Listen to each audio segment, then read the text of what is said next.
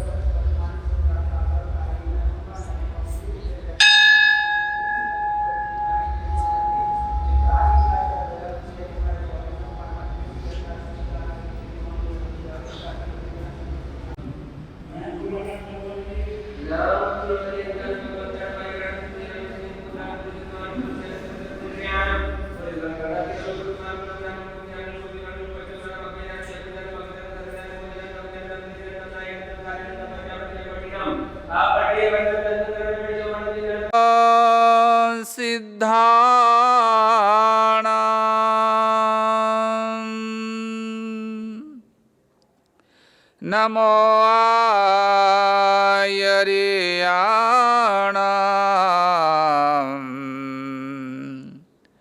नमो उवज्झायाणां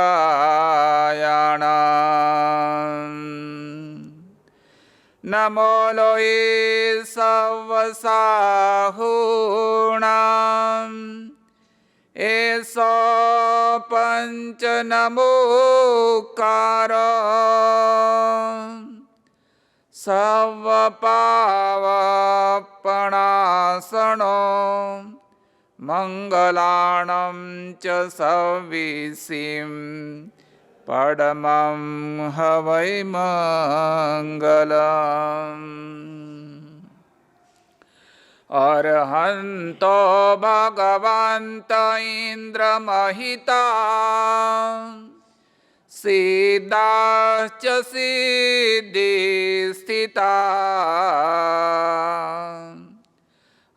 आचार्या जिनशासनो नतिकरा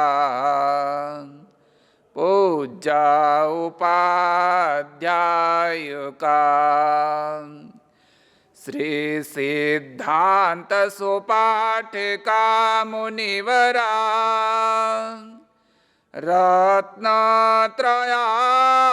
रत्नत्रयाराधका पंचेति परमेष्ठिना प्रतिदिनं कुर्वन्तु वो मंगलम्।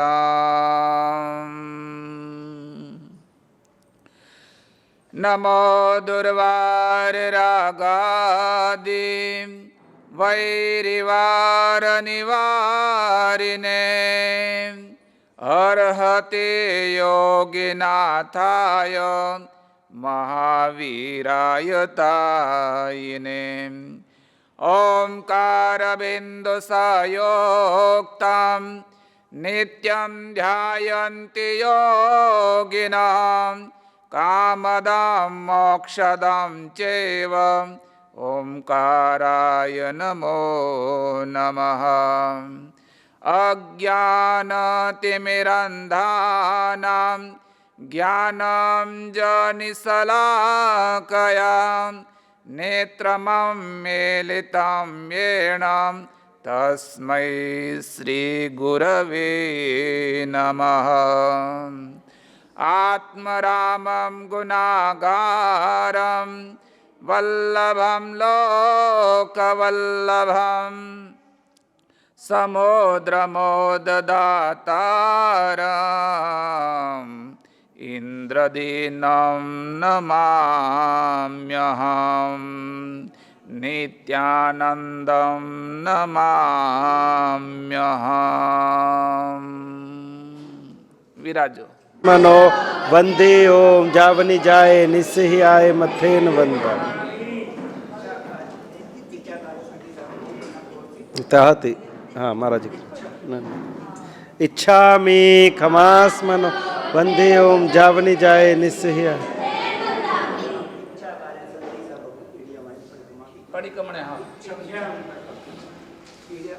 हाँ एरिया भाई कोई आदेश लो। बाबूजी के अलावा कोई और बच्चे बोले? कोई सुमित बोलो, एरिया भाई बोलो, कौन बोले? हाँ बोलो भैया, सात्विक बोलो। पहले पूछो आदेश साहब जी, मुँहपत्ती हाथ में, चरबला चरबला आगे रखो, बोलो आदेश लो। आदेश आदेश देजो जी, बोलो आदेश देजो जी। वो बोलो तहती। हाँ आप बोलो। इच्छा कारण संधि से भगवान पड़ी कमेह इच्छा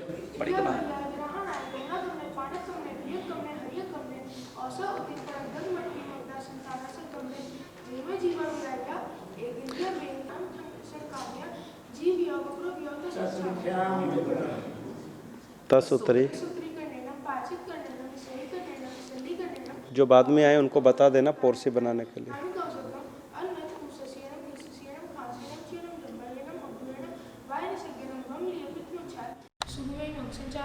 सुमेम खेल संचालन सुमेम किट्ठी संचालन एम मई एम आगर एम अबको अभिरायो कुछ में काउ सको जावरे तनम भगवंतनम नमो कारणम न परिम ताप काम धारणम मोननम जाननम एक लोग चार मकान का कोस रामी।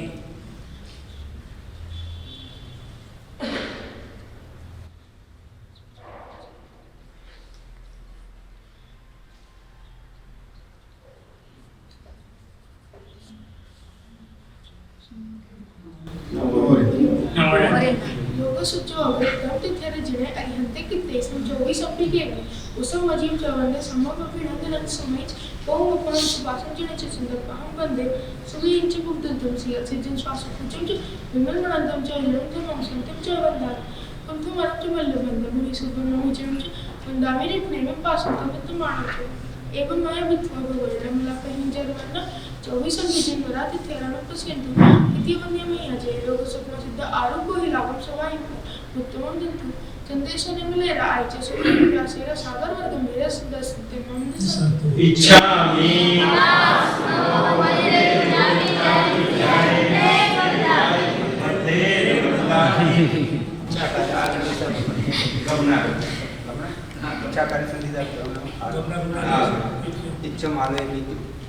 क्रिया स्मृति, भाषा स्मृति, ईष्णा स्मृति, अदान पंडमत, इच्छा स्मृति, परियच्छ, अपन्यति, मन गुप्ति, वचन गुप्ति, काय गुप्ति, ये पांच स्मृति, 3 गुप्ति, 8 प्रवचन माता समाई पोषक में अच्छी तरह पाली में आते जाते कोई खंडना विराध न हो।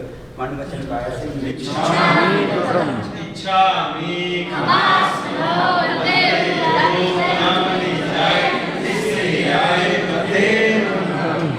इच्छा कारण पढ़ी लेखन करो इच्छा वो पत्रिका पढ़े लेखन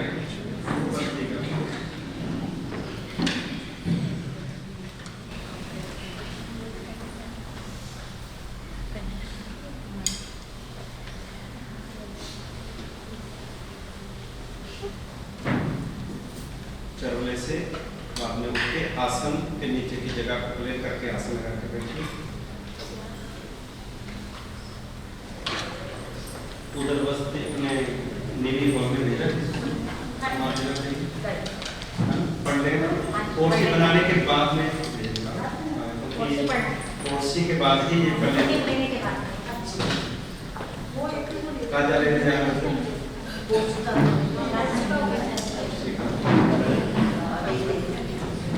दो दंडासन ले जाने का और ले जाने का। हाँ वो दोनों बोले वे जो नीचे जमीन पे बैठ के करने वाले हैं उनके लिए नीचे रखने का, बाकी सब चेयरपर्सन।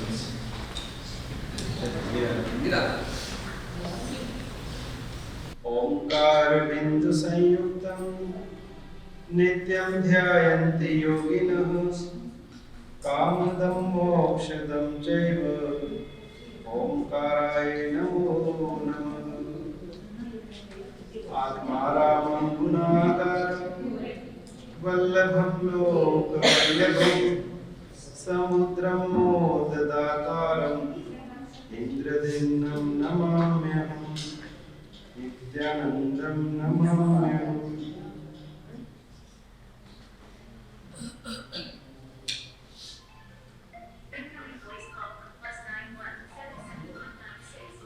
परम तारक परम परमात्मा के चरणों में अनंत अनंत वंदन। परम श्रद्धेय गुरुचरण, धर्म सभा में उपस्थित धर्मानुरागी,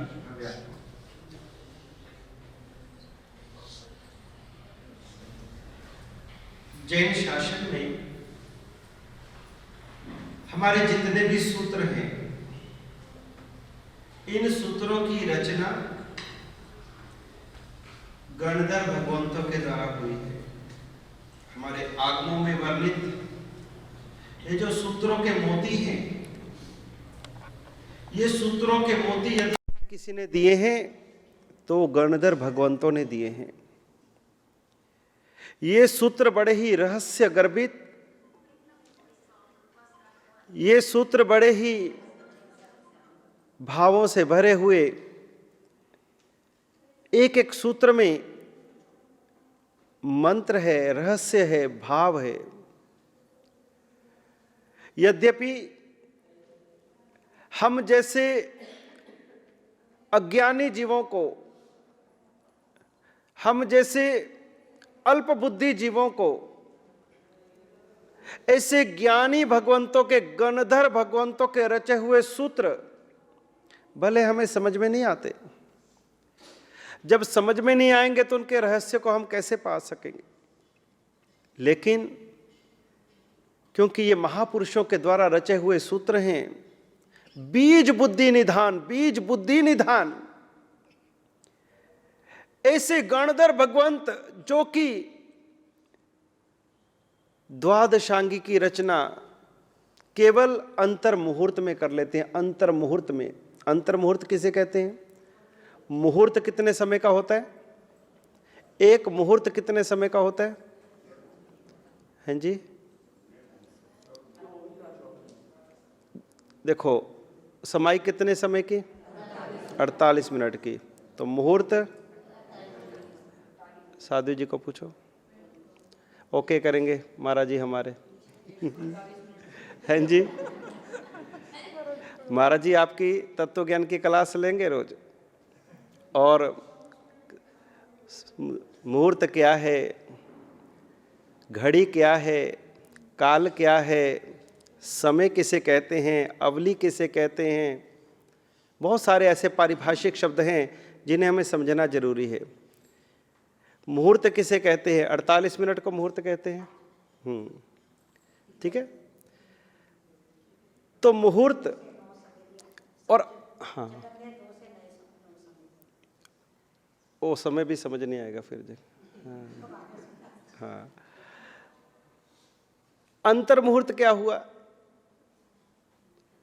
अंतर मुहूर्त यानी कि उसके भीतर भीतर, उससे ऊपर समय नहीं जाएगा। अगर 48 मिनट है तो उसके भीतर भीतर में द्वादशांगी की रचना गणधर भगवंत कर लेते हैं और परमात्मा से केवल उनको 3 ही शब्द मिलते हैं, इससे ज्यादा नहीं। केवल 3 शब्द, 3 प्रश्न परमात्मा को पूछते हैं। उन 3 प्रश्नों के उत्तर में परमात्मा एक एक शब्द कहते हैं। उन 3 शब्दों से वो संपूर्ण द्वादशांगी की रचना कर देते हैं। यानी कि ज्ञान का अगाध भंडार, महासमुद्र जितना ज्ञान उनके भीतर में प्रकट हो जाता है केवल 3 परमात्मा के उत्तरों से। ऐसे बीज बुद्धि निधान गणधर भगवंतों ने इन सूत्रों की रचना की है। अब ये जो सूत्र हैं, इन सूत्रों को हम लोग पढ़ते हैं सुनते हैं लेकिन समझ में नहीं पड़ते कि भी इरिया भी आए, गमना गमने, पानक कमने, एक इंदिया, बे इंदिया, तसूत्री, अनथ, हम रटन करते हैं। लेकिन सूत्रों के भले हम अर्थ को ना समझते हों, अर्थ समझना चाहिए, अर्थ से हमें सूत्र के प्रति भाव आएगा। केवल तोता रटन करके सूत्र पढ़ दिया, लेकिन अगर हमें इसका अर्थ भी, सामान्य अर्थ भी सीखें तो सूत्र पढ़ते समय पता लगेगा इरिया वहियम क्या है, एक इंदिया क्या है, बे इंदिया क्या है, हरिया कमने क्या है, बिया कमने क्या है, वो तभी पता लगेगा जब हम सामान्य अर्थ बोध इसका प्राप्त करेंगे। लेकिन बिना अर्थ समझे, बिना रहस्य समझे, बिना भाव समझे भी यदि हम इन सूत्रों को सुनते हैं, इन सूत्रों का रटन करते हैं, उच्चारण करते हैं, तब भी हमारे जन्मों जन्म के कर्मों का क्षय होता है। ये सूत्र इतने प्रभावशाली हैं, इतने मंत्र गर्भित हैं। ये मंत्र हैं, इनको आप केवल अक्षर मत समझिए, शब्द मत समझिए, ये सब मंत्र हैं। इन मंत्रों से ही बड़े बड़े इलाज हो जाते हैं।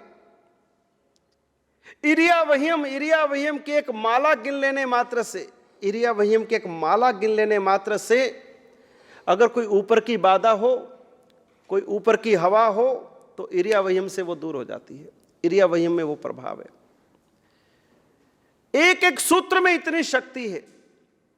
इसलिए आपको कि सुबह से शाम जो क्रिया कराने वाले हैं पढ़ते ही रहते, इरिया वहियम, गमना गमने, नमुथु नम, ये वो, बस कौश कर लो 2-2 मिनट में कौश 4 पढ़ लो जी, 1 नवकार गिनो जी, 4 नवकार गिनो जी, 16 नवकार गिनो जी। तो आपको बीच में सूत्र समझ में नहीं आते, लेकिन कौशक में हाँ भी आपने नवकार गिन लिए, लेकिन क्या बोला जा रहा है, जो हमको क्रिया करा रहे हैं वो कौन सा सूत्र का उच्चारण कर रहे हैं, भले हमें समझ नहीं आता, लेकिन कान में तो वो शब्द जा रहे हैं। तो वो जो शब्द है ना, वो मंत्र है। हमारे यहाँ पर एक उदाहरण दिया जाता है कि जब किसी व्यक्ति को सर्प काट लेता है, कोई विषैला जंतु काट लेता है और उसके काटने से शरीर में जहर चला जाता है और वह जहर मारक होता है, व्यक्ति को खत्म कर दे, मौत के मुंह में पहुंचा दे। और मान लो किसी व्यक्ति को सर्प ने काट लिया और जहर उसके शरीर में चला गया और बाद में वह व्यक्ति मूर्छित हो गया, सुध बुध नहीं है, उसको नहीं समझ में आ रही, कुछ नहीं पता किस दुनिया में है, बेहोश हो गया है वो व्यक्ति। और उसको बचाने के लिए भागे भागे कोई व्यक्ति मंत्रवादी के पास में गए, किसी गारुडिक के पास में गए, किसी जानकार के पास में गए, और वो व्यक्ति उस व्यक्ति के पास में जिसको सर्प ने काटा है उसके पास आया। वो व्यक्ति बेहोश पड़ा है और वो मंत्रवादी वो मंत्र पढ़ता है, उसको देख करके मंत्र पढ़ता जाता है, मंत्र पढ़ता जाता है, और उसके मंत्र के प्रभाव से धीरे धीरे उस व्यक्ति का जो जहर है वो उतरने लगता है। जो व्यक्ति लेटा हुआ है वो बेहोश है। क्या बेहोशी में उसको सुन रहा है? वो क्या सुन रहा है? उसको मंत्र सुनाई दे रहा है? वो व्यक्ति बेहोश पड़ा है लेकिन उसको मंत्र सुनाई नहीं दे रहे। अगर बेहोश नहीं भी है, थोड़ा बहुत होश में है, उसके कान में मंत्र जा रहे हैं, लेकिन क्या उसको उस मंत्रों का शब्द का अर्थ समझ आ रहा है? उसको पता चल रहा है ये क्या बोल रहे हैं? अरे उसको क्या, जो आजू बाजू दूसरे लोग खड़े, उसके परिवार के लोग खड़े, उनको भी समझ में नहीं आ रहा है ये क्या बोल रहे हैं, क्या पढ़ रहे हैं। लेकिन उस मंत्रवादी के मंत्र पढ़ने से वह व्यक्ति का जहर उतर जाता है, वह व्यक्ति स्वस्थ हो जाता है। उसी तरह से हम जब इन सूत्रों को बार बार सुनते हैं, बार बार इन सूत्रों का उच्चारण हो रहा, दिन भर कितनी बार इरिया वहियम आएगा, कितनी बार नवकार मंत्र का आपको स्मरण करना पड़ेगा, कितनी बार आपको कायत्सर करने पड़ेंगे, कितनी बार नमुत्थुनम सूत्र करने पड़ेंगे, बार बार यही सूत्र यही सूत्र यही सूत्र। और इन सूत्रों को सुनने से, इन सूत्रों के श्रवण से, इन सूत्रों के उच्चारण से आपका जो भीतर में कर्मों का जहर चढ़ा हुआ है, ये जो मोह माया का भीतर में जहर चढ़ा हुआ है, उस सर्प के डंक से तो अगर कोई व्यक्ति मरेगा तो एक बार ही मरेगा, लेकिन ये कर्मों के सर्प के डंक से तो कितनी अनादि काल से हम मर रहे हैं। तो ये जो जहर यदि उतारना है तो उसके लिए इन मंत्रों को सुन करके, इन सूत्रों को सुन करके हमारी आत्मा के ऊपर जो अनादि काल का जहर चढ़ा हुआ है वो इससे उतर जाएगा। हम यहाँ पर ठीक होने आए हैं, ये हॉस्पिटल है धर्म का। अभी आप हॉस्पिटल में हैं, कौन से हॉस्पिटल में? भगवान महावीर उपधान हॉस्पिटल। आप सबका कल एडमिशन हो गया, आपको वार्ड अलॉट हो गए। कुछ लोग स्पेशल रूम में चले गए, कुछ लोग वार्ड में, कुछ लोग लेकिन सभी हमारे वीआईपी पेशेंट्स हैं, कोई कम कोई ज़्यादा नहीं, सब हमारे लिए एक समान है। और एक ही भाव से है कि इस हॉस्पिटल में हमें अपनी आत्मा का रोग दूर करना है, भव का रोग दूर करना है, कर्मों के रोग से छुटकारा पाना है। और ये मंत्राक्षर हमें बार बार सुनने होंगे। ये नहीं कि बोलने वाला बोल रहा है और आप लोग किसी दूसरी दुनिया में हैं, आपको पता ही नहीं चल रहा क्रिया कब हो गई, कब पूरी हो गई। शुरू हुई तो आप झोंके में थे, पूरी हुई तो हाँ हो गई, चलो चलो आगे, हम कितने जाना है, पता ही नहीं कब शुरू हुई कब पूरी हुई। सुबह कौशक में बिठा दिया, सो लो अपन वो सिरामी, लो भाई बैठ गए थोड़ी देर में।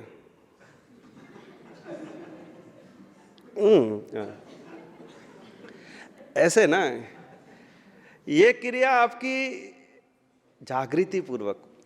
प्रमाद तो बहुत किया है, घर में रह के, संसार में रह के इतना प्रमाद किया है, उस प्रमाद को तोड़ने के लिए तो यहाँ आए हैं। वो मोह का, वो प्रमाद का, वो माया का, वो संसार का जो असर है, वो जो जहर है, वो अभी भी अपना प्रभाव हम पर दिखा रहे। वो बार बार हमें झोंका भी देगा, हमें सुलाएगा भी, हमें थकाएगा भी, क्योंकि शरीर को आदत वही पड़ी हुई है। और इसलिए इस 47 दिनों में, उपधान तप में, हमें कर्मों के साथ में जंग छेड़ना है। युद्ध के मैदान में सो करके लड़ाई करोगे कि जाग करके करोगे? अगर सो के करोगे तो फिर सोते ही रह जाओगे, फिर तो वहीं पे हमेशा हमेशा के लिए सुला दिए जाओगे। और जाग करके करोगे तो सामने वाला भी थोड़ा सावधान रहेगा कि बंदा जाग रहा है। घर में चोर कब आता है? जब आप सो रहे होते हो कि जाग रहे होते हो? जब हम सो रहे होते हैं। ये जो प्रमाद रूपी चोर, ये विषय वासना विकार कषाय रूपी चोर यदि हमारे घर में घुसे हैं तो हम सो रहे हैं इसलिए घुसे हैं। जब हम जाग गए तो इनको भागना ही पड़ेगा। अभी हम जागे नहीं हैं, अभी तक वो भीतर उछल कूद मचा रहे हैं। उपधान तब आपको जगाने के लिए आया है, प्रमाद से निकालने के लिए आया है। हम खूब इन सूत्रों का आनंद लें, सूत्रमय हो जाएं। नमुत्थु न मय लोगस मय इरिया वही मय हो जाएं। इन सूत्रों को सुन सुन करके, इन मंत्रों को सुन सुन करके हम अपने आप को समझें कि मैं कितना पावन हो रहा हूं, मैं कितना स्नान कर रहा हूं। अरे जल के स्नान से तो केवल मेरा तन का मैल धुला था, लेकिन इन सूत्रों के स्नान से तो मेरी आत्मा का मैल धुल रहा है। ये जीवन में कहां अवसर मिलेगा? 47 दिन थे, अब तो 46 ही रह गए। एक एक दिन हमारा ये भी कम ही हो रहे हैं। जीवन का ये जो साधु जीवन का आनंद आप ले रहे हो, ये 47 दिन पूरा होने के बाद में फिर बोलो महाराज जी बिठा दो सानू, फिर नहीं मिलेगा आनंद आपको। समय तो निकल जाएगा, स्मृतियां रह जाएंगी, फिर ये आनंद, फिर ये आपको ये खमास मन दिलाने, इरिया वयम करानी, आपके आगे पीछे साधु साध्वी जी भगवंत। सुबह उठे तो क्रिया, दिन में तो, शाम में तो, रात में तो, हर समय आप धर्म में हो। एक भी क्षण आपका प्रमाद में, संसार में, दूसरी बातों में, पाप में न जाए। कितने आप भाग्यशाली हो। आपका जीवन मंगलमय बने, पावन बने, वो तभी बनेगा जब ये जो सूत्र हैं, इन सूत्रों के प्रति अहोभाव आएगा। ये सूत्र गणधर भगवंतों के दिए हैं, ये मेरे परमात्मा के द्वारा दिए हैं। इन सूत्रों से मेरा इलाज हो जाएगा, मेरा रोग दूर हो जाएगा। आप में से कितने आराधक हैं जो दिल्ली उपधान में थे? वल्लभ स्मारक के उपधान में कुछ एक आराधक यहां पर हैं। आप सबको याद होगा, उस उपधान में मधुमक्खियों के छत्ता छिड़ गया था, ठीक है ना, याद है ना? मधुमक्खियों का छत्ता छिड़ गया था। किसी बच्चे ने खेलते समय बॉल उधर चली गई थी, तो हजारों की संख्या में मधुमक्खियां निकल आई थी। और हुआ क्या कि हमारे आराधक वो पीछे देहरियों का दर्शन करने जा रहे थे, स्कूल की तरफ, पीछे जो देवी देवता की देहरियां बनी हैं। अब मधुमक्खियां उड़ी, उनको तो फिर जो मिले, वापसी पे आ रहे थे, और मधुमक्खियों ने जो आराधक बहनें जा रही थी उन्हीं के ऊपर में धावा बोलना शुरू कर दिया। और मधुमक्खियां इतनी सारी निकली कि सारी बहनें भाई जो थे भागे, सबके वस्त्रों में, कांबली में, शोल में सब मधुमक्खियां। और उस समय हमारे श्री जय कीर्ति विजय जी महाराज वहाँ पर साथ में थे आराधकों के। उन्होंने देखा कि अरे बहनों के ऊपर इतनी मधुमक्खियाँ।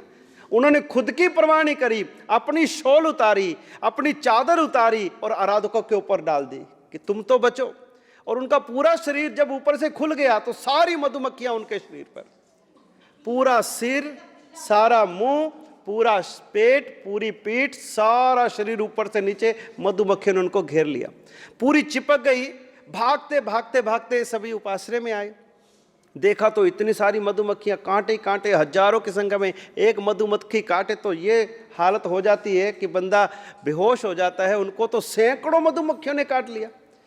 दूसरों को बचाने के लिए, अपने आराधकों को बचाने के लिए उन्होंने स्वयं के ऊपर सब कुछ ले लिया, लेकिन फिर भी इतनी दृढ़ता, इतना साहस, घबराए नहीं। कमरे में आए, बैठे, हम सब इकट्ठे हो गए।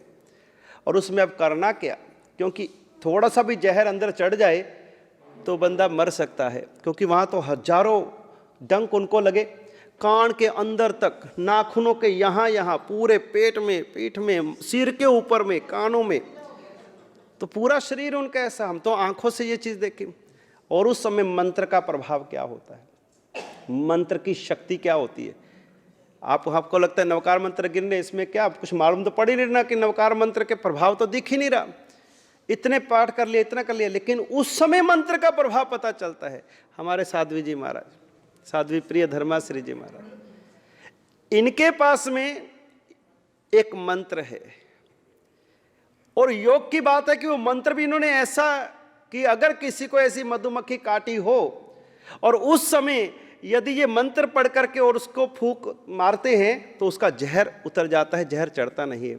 तो साध्वी जी संयोग से वहीं पर थे और उस समय हम लोग जहाँ जहाँ डंक था वहाँ से उनकी चमड़ी को ऐसे पकड़ते थे, ऊपर से कांटा निकालते थे। महाराज जी मंत्र मन में पढ़ करके और उसको फूंक देते थे, उसके बाद उसको जगह को छोड़ देते थे।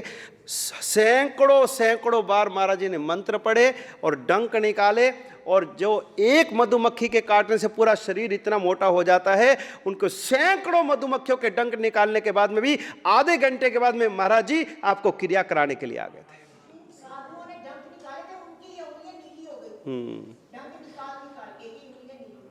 लेकिन मंत्र का प्रभाव बता रहा हूं, उनकी तो सहन शक्ति गजब की थी ही। उन्होंने किस तरह से इसको सहा, वो तो गजब की शक्ति। उसके बाद में मंत्र के बल से वो सारा जहर दूर किया। हम जो कहते कि मंत्र से क्या होता है, तो आंखों देखी घटना है। पूरे शरीर में से इतने डंक निकाले कि मुनियों की उंगलियां भी नीली पड़ गई डंक निकाल करके। लेकिन महाराज जी ने इतने मंत्र पढ़े कि फिर मुंह सूख गया, इतनी, क्योंकि मंत्र के साथ फूंक मारनी थी। तो मंत्र का प्रभाव आपको बता रहा हूं, सूत्रों का प्रभाव आपको बता रहा हूं। और नहीं, आधे घंटे बाद ही निकल गए थे, थोड़ी देर के बाद में ही वो क्रिया कराने के लिए आ गए थे। कोई सूजन नहीं आया, कोई उनका, नहीं तो ये मुख्य मुंह इतना मोटा हो जाता है।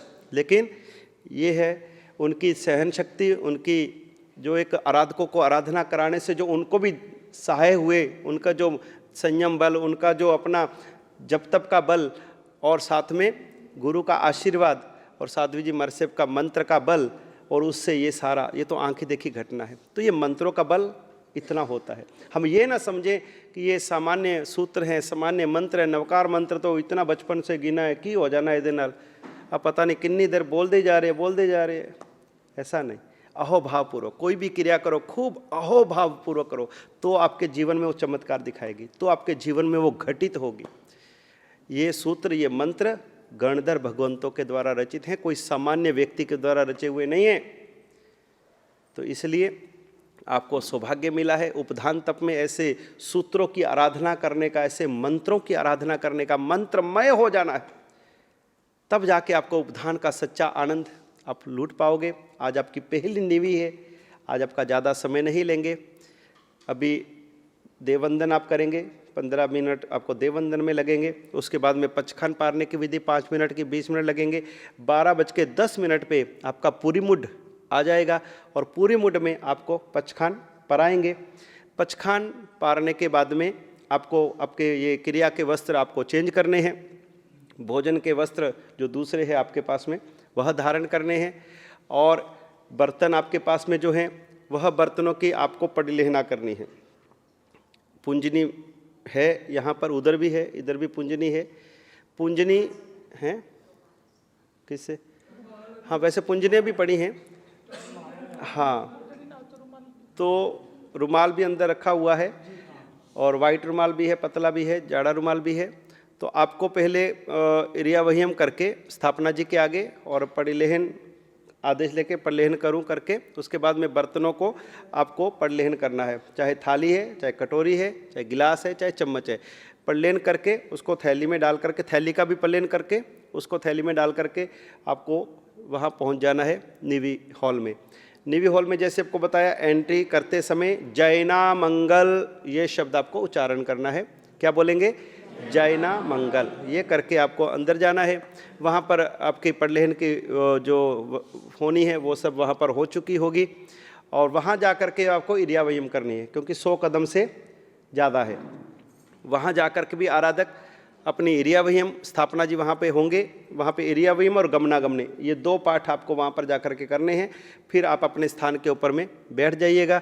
उसके बाद में आपको वहाँ पर मंगल पाठ सुनाया जाएगा, मंगलिक दी जाएगी। गुरुदेव आपकी नीवी की जो वस्तुएं हैं उसमें वासक्षेप करेंगे, ताकि आपको जो आहार ग्रहण करना है उससे आपकी तन की शक्ति, मन की शक्ति, आपकी साधना की शक्ति वह निरंतर बढ़ती रहे। ये जो आहार है आपको साधना में सहयोगी बने, इस तरह से गुरुदेव वहाँ पर वासक्षेप करेंगे, मंगल पाठ सुनाएंगे, आशीर्वाद देंगे। और उसके बाद क्या करना है वो हमें कहने की जरूरत नहीं, वो तो नहीं, उसके मंगलिक के बाद में क्या करना है वो तो इनको पता ही है कि क्या करना है। वहाँ पर ब्लैक बोर्ड लगा दिया है, क्या क्या बना है, लिक्विड में क्या है, मिठाई में क्या है, फरसान में क्या है, रोटी सब्जी में क्या है, चाय दूध में क्या है, वो सारा का सारा वहाँ ब्लैक बोर्ड लगा है। एक बार अपनी नज़र से निकाल दीजिएगा।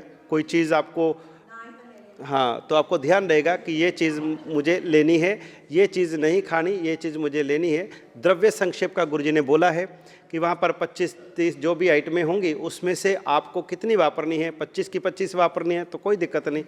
लेकिन आपको अगर 22, 20, 15, 10 जो आपकी इच्छा हो उतनी आप रख सकते हैं।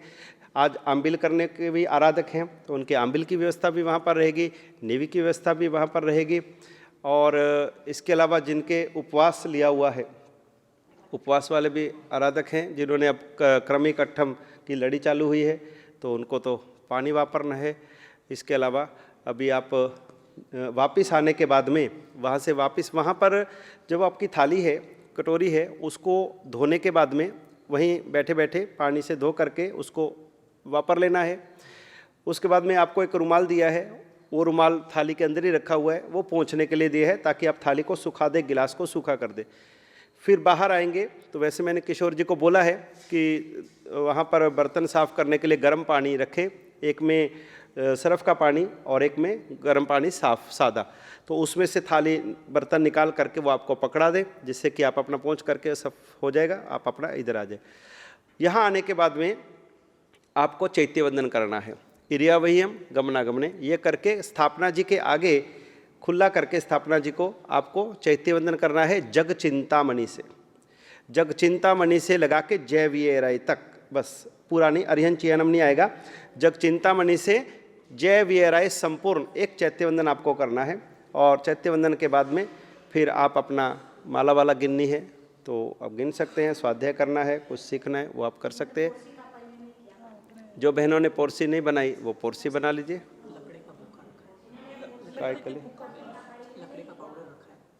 काय के लिए?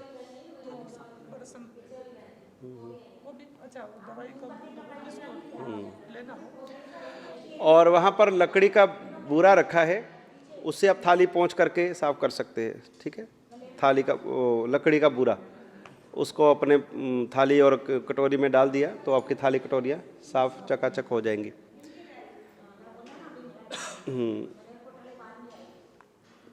चलिए अभी देववंदन स्टार्ट करें।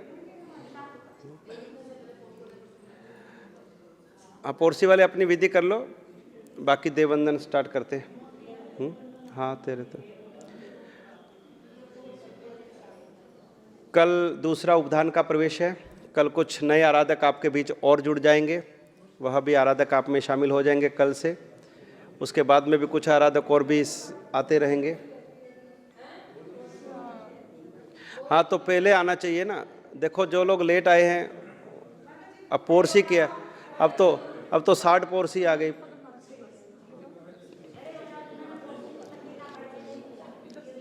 इच्छा में खमास निश्चय मथेन वंदामी, इच्छा कर बहुपटी मना पोरसी तैती इच्छा कौस निश्चय मथेन हेर पटिक मामी। बोलो कोई बहन बोलो एरिया भाई। आपके बैग में एक प्लास्टिक का बॉल है, एक ढक्कन, वो भी लेके जाना बर्तन में। नीवी पूरी करने के बाद में वहाँ पे दंत मंजन आपको दिया जाएगा, वो उसमें करने का। और वह बाहर जब आप जाएंगे उठ करके अपना प्याला साथ लेके जाइए, बाहर मिट्टी वाली जगह के ऊपर में उसको परख देना है, उसमें पानी डाल करके और लकड़ी का बुरादा डाल करके उसको धो देना है और उसको प्याले को भी सूखा करके और अपने बर्तनों के साथ में ले आना है। सर्वमंगल मांगल्यम सर्वकल्याणकारणम प्रधानम सर्वधर्माणां जय शासनम। भगवान महावीर स्वामी की जय। आत्मवल्लभ भगवान की जय। सद्गुरुदेव की जय। बोल विजय नित्यानंद श्री महाराज की जय।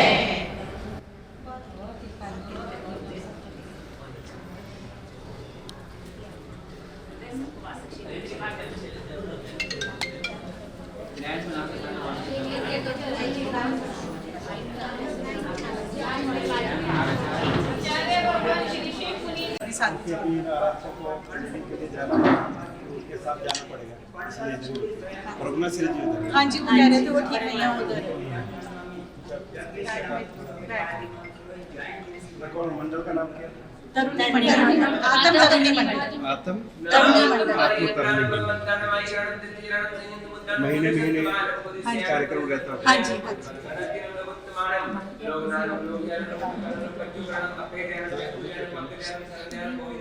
अब तो अभी नहीं अभी ये 15 अभी नहीं है।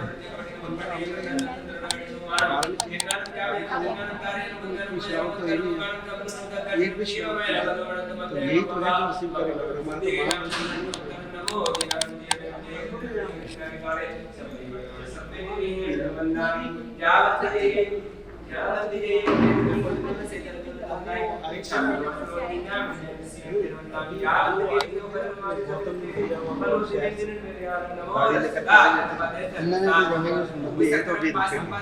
इनके साथ भेज देते हैं। हाँ वहाँ है गौतम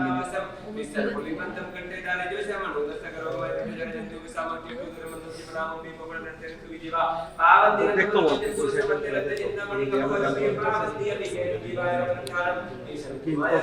15 मिनट होता है। 15 मिनट का नहीं, कपड़े बदलने जाते हैं।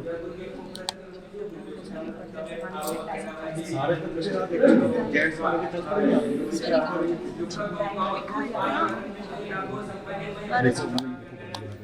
बहुत आशीर्वाद, सबको खूब आराधना करते रहिए। ठीक है, आपके ऊपर में घर की परिवार की सारी जिम्मेदारियां होती है, उसके बावजूद भी आप लोग समय निकाल के और किसी तरह से समाज में धर्म में जुड़े हुए हैं, चाहे वो परमात्मा भक्ति हो, मेडिटेशन हो, साधु संतों की सेवा हो, व्याख्यान श्रवण हो, पूजा पाठ हो, यात्रा हो, किसी भी रूप में हमें समाज की कड़ी से जुड़े रहना है। और परमात्मा ने हमें जो शक्ति दी है उसका सदुपयोग हम समाज हित में करें, लोक हित में करें, जीव दया में, जन कल्याण में करें, अपने बच्चों को संस्कार देने में करें।